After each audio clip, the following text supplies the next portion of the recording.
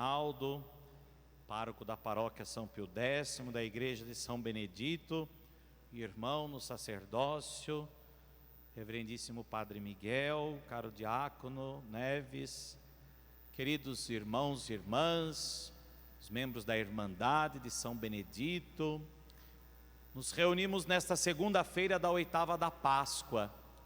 A igreja celebra o dia da Páscoa por 8 dias. São 8 dias como se fosse um único dia.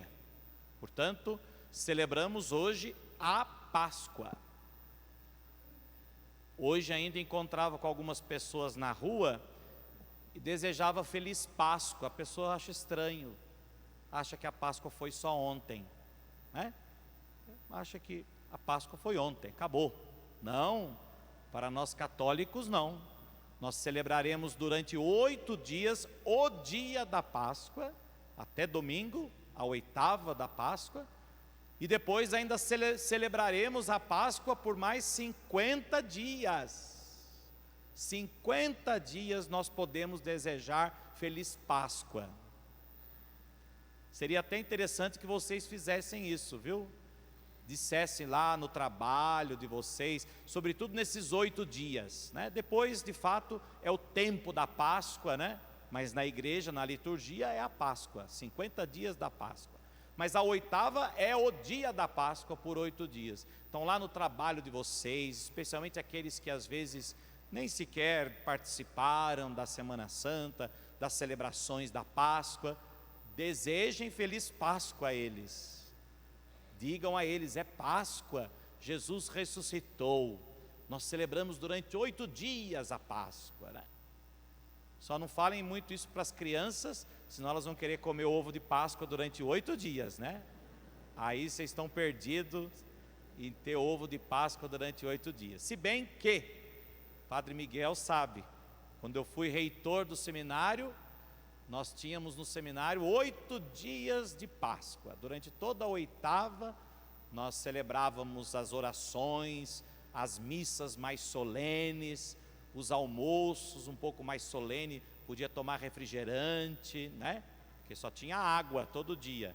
Mas na Páscoa, refrigerante, tinha um chocolatinho que a gente ganhava. Durante 8 dias a gente comia um chocolatinho. Então, celebrávamos realmente aqueles 8 dias de Páscoa. E assim, meus irmãos, nós somos chamados a celebrar a Páscoa. Primeiramente, é claro, a Páscoa litúrgica, liturgicamente falando. Somos chamados a celebrar, a participar da Eucaristia nestes dias e renovar a nossa fé na ressurreição. Renovar a nossa fé no Cristo vivo e ressuscitado, pois com a sua ressurreição, Jesus abriu-nos as portas da eternidade. É o que nos falavam as leituras de ontem. Jesus nos abriu as portas da eternidade.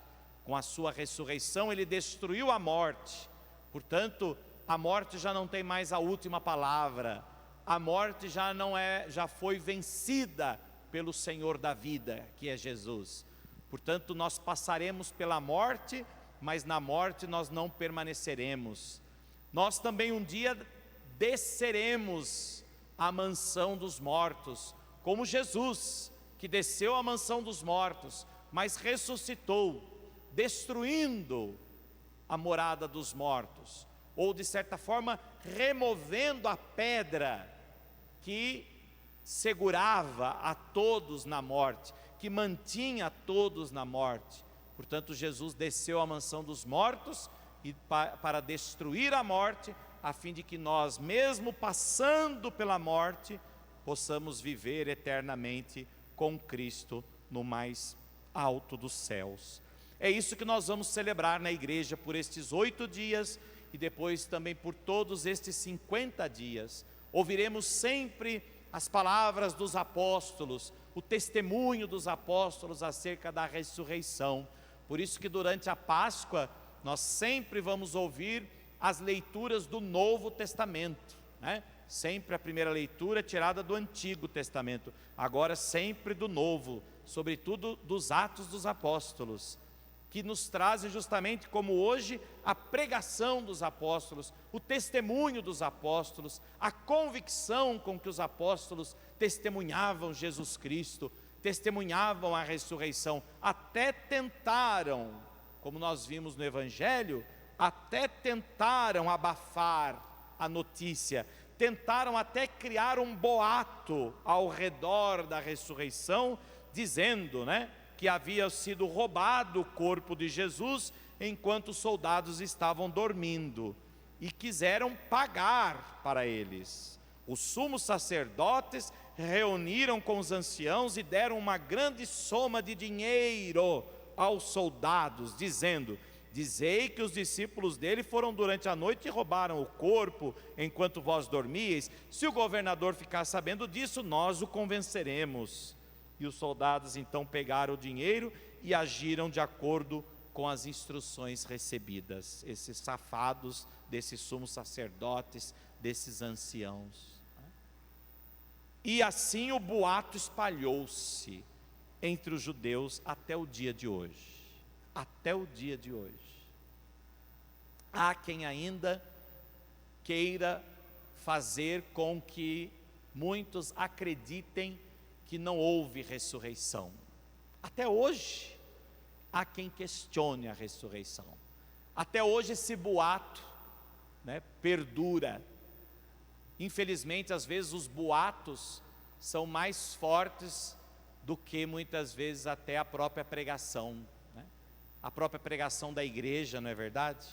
Às vezes a gente acredita mais em boato do que naquilo que a igreja diz. Acredita mais em boato do que naquilo que o Papa diz. Acredita mais em boato, naquilo que ouviu dizer, naquilo que recebeu lá no WhatsApp. Cuidado com os boatos. E ontem ainda eu falava aqui para o nosso povo nas missas, Nós não somos fofoqueiros de Jesus. A gente não é chamado a falar alguma coisa sobre Jesus que a gente ouviu falar. É igual a fofoca, O boato, surge assim. Alguém falou alguma coisa, a gente vai lá, olha, eu ouvi dizer, não sei se é verdade, mas estão falando isso. Ou então tem gente falando isso. Muita gente falando. Quando falam assim para mim, olha padre, tem gente falando. Que bom que é gente que está falando. Pior seria se fosse outra coisa, se fosse bicho falando, Mas é gente que fala. Que bom que tem gente falando. Não, padre, o senhor não entendeu, é o povo está falando. Ah, é? Quem é o povo? Que é o povo? O povo são pessoas. O povo é alguém, não é isso? Até hoje é assim, meus irmãos, infelizmente. A gente acaba às vezes alimentando os boatos, não é? E fizeram isso com Jesus, que quiseram criar um boato, e esse boato foi se espalhando, e ele se tornou até um tanto quanto, forte. Porém, o que realmente fez com que muitos convencessem de que isso era apenas um boato, foi o testemunho dos discípulos. Testemunho dos apóstolos, como Pedro falava na primeira leitura de ontem, e hoje também. Nós vimos, nós ouvimos Jesus, nós comemos e bebemos com Ele depois que Ele ressuscitou. Nós não estamos falando algo fruto apenas de uma alienação, fruto de uma ideia, de uma teoria, não. Nós vimos, nós comemos e bebemos com Ele, nós nos relacionamos com Ele, nós estivemos com Ele. Isso é dar testemunho, e isso nós somos chamados a dar testemunho de Jesus Cristo, com a nossa própria vida, com as nossas atitudes. Esse é o verdadeiro testemunho da ressurreição. E viver a ressurreição então, nesse sentido litúrgico, espiritual, mas também na própria vida, nas próprias atitudes, nas pequenas coisas do dia a dia, nós devemos viver como quem foi ressuscitado por Jesus, como quem foi glorificado por Jesus, como quem foi alcançado pela ressurreição de Jesus.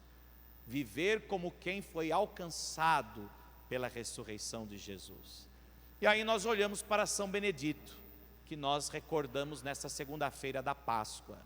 Esta festa de São Benedito, na segunda-feira da Páscoa, é uma tradição já muito antiga, que, segundo a história, surgiu justamente por causa dos escravos. Depois da Páscoa, então, no domingo da Páscoa, os brancos celebravam a Páscoa no domingo. Os senhores feudais, os coronéis, os senhores, né, celebravam a Páscoa no domingo. E os escravos celebravam na segunda-feira. É uma forma dos escravos poderem descansar, uma forma dos escravos poderem não serem, de certa forma, oprimidos, né, pelo jugo que pesava sobre eles. Pelo menos nesse dia da segunda-feira da Páscoa, eles poderiam então ter um refrigério, poderiam descansar. Então vejam que uma tradição que certamente surgiu da igreja para também aliviar as dores dos mais sofredores, né? E quando nós olhamos então para a vida de São Benedito, certamente foi uma identificação que eles fizeram justamente com São Benedito, que foi um homem que procurou fazer da sua vida, né, uma vida de ressurreição. Procurou dar testemunho de Jesus Cristo ressuscitado com a sua própria vida, com as suas próprias atitudes. Procurou levar alívio aos sofredores, porque a grande notícia da Páscoa é justamente essa: Cristo ressuscitou, a morte já não tem mais poder sobre nós. Cristo ressuscitou, não há por que temer, não há por que ter medo do pecado, medo da maldade. Vejam, até mesmo depois da ressurreição, ainda tinham maldades para com Jesus, queriam ainda dizer que o corpo dele tinha sido roubado, etc. A maldade, meus irmãos, sempre vai existir. Infelizmente, sempre há alguém mal intencionado. Infelizmente, sempre haverá maldade no mundo, porque sempre há alguém que está com o coração fechado para Deus. Sempre há alguém que se alimenta do rancor, do ressentimento, da mágoa e, quando não, do ódio. Pois bem, sempre haverá maldade. No mundo sempre haverá sofrimento, mas Cristo ressuscitou para justamente trazer-nos o alívio, a esperança. Cristo ressuscitou para que a nossa esperança se revista de imortalidade, se revista de ressurreição. E esta ressurreição também se dá na vida, nas atitudes. São Benedito foi alguém que procurou aliviar os sofrimentos das pessoas, dando de comer a quem tem fome, curando as feridas de quem estava doente, levando a palavra de Deus àquele que estava deprimido, àquele que estava desanimado. Enfim, São Benedito sempre procurou levar algo que pudesse dar vida a alguém, gerar a vida para alguém, fazer com que alguém experimente esta vida, vida nova, vida que Cristo nos trouxe com a sua ressurreição. Portanto, as testemunhas de Jesus ressuscitado não foram somente os apóstolos, eles foram os primeiros, as primeiras testemunhas, mas testemunhas de Jesus ressuscitado devem ser todos nós. Assim o foram os apóstolos, assim foi São Benedito, assim foi os santos, e assim deve ser cada um de nós. Por isso, vamos deixar de lado os boatos, vamos deixar que os boatos morram, que os boatos fiquem de lá da onde eles pretenderam sair, e vamos nos tornar mais testemunhas do que boateiros, mais testemunhas do que fofoqueiros, mais testemunhas do que quem fala de algo que nem sabe se é verdade ou não. Vamos nos tornar verdadeiras testemunhas de Jesus Cristo. Vamos anunciar que Jesus Cristo está vivo, que a morte não tem poder sobre nós, que mesmo diante de qualquer dor, de qualquer sofrimento, existe uma esperança de vida eterna, porque Ele nos abriu as portas da eternidade.